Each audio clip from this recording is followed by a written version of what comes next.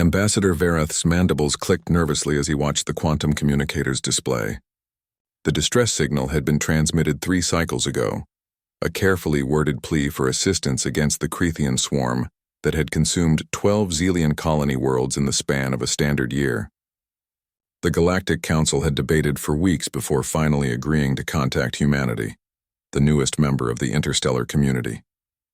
It was a decision born of desperation.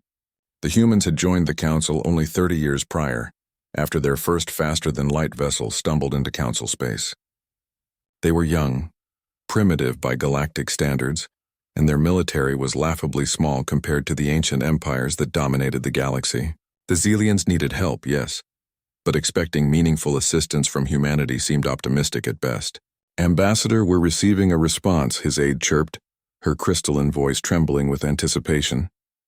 The holographic display flickered to life, revealing a human woman in a crisp military uniform. Her dark eyes were steady, her expression unreadable.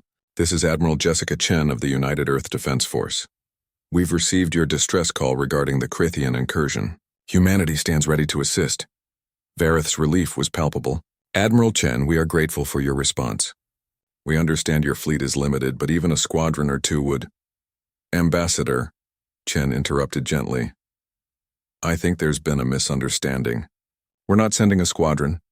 Verath's hope deflated like a punctured membrane. Of course, the humans were even less prepared than he'd feared.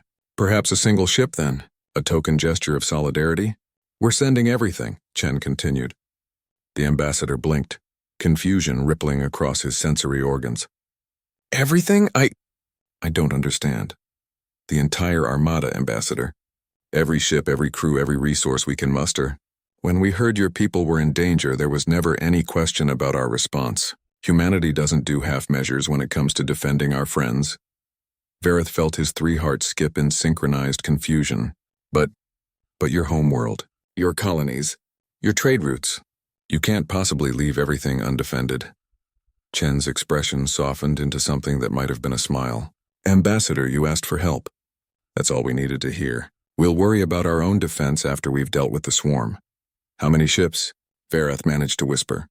12,000 combat vessels, 4,000 support ships, and approximately 8 million personnel. We'll arrive in your system within 72 hours. The transmission ended, leaving Verath staring at the empty holographic space. His aide stood frozen, her crystalline form refracting light in chaotic patterns. "They're sending their entire military," she whispered. "For us, they barely know us." Verath had no response. In 3,000 years of Xelian history, no species had ever responded to a distress call with such overwhelming commitment. The Galactic Council operated on calculated exchanges, assistance measured in precise increments, favors carefully tallied for future reciprocation. Help was transactional, political, strategic, but humanity, it seemed, operated on different principles entirely. 71 hours later, the Xelian home system's early warning arrays began screaming. Verath rushed to the command center, fearing the swarm had arrived ahead of schedule. Instead, he found the defense coordinator staring at the displays in open-mouthed shock. "Sir, you need to see this." The tactical hologram showed the system's edge, where the fabric of spacetime was tearing open with hundreds of quantum signatures. Ships began pouring through the breach points like water from a dam. Massive carriers, sleek destroyers, bristling battlecruisers, each one broadcasting human identification codes. They kept coming. And coming. "By the ancestors," Verath breathed. They actually did it. The human armada assembled in perfect formation, a wall of steel and determination that stretched across 3 astronomical units.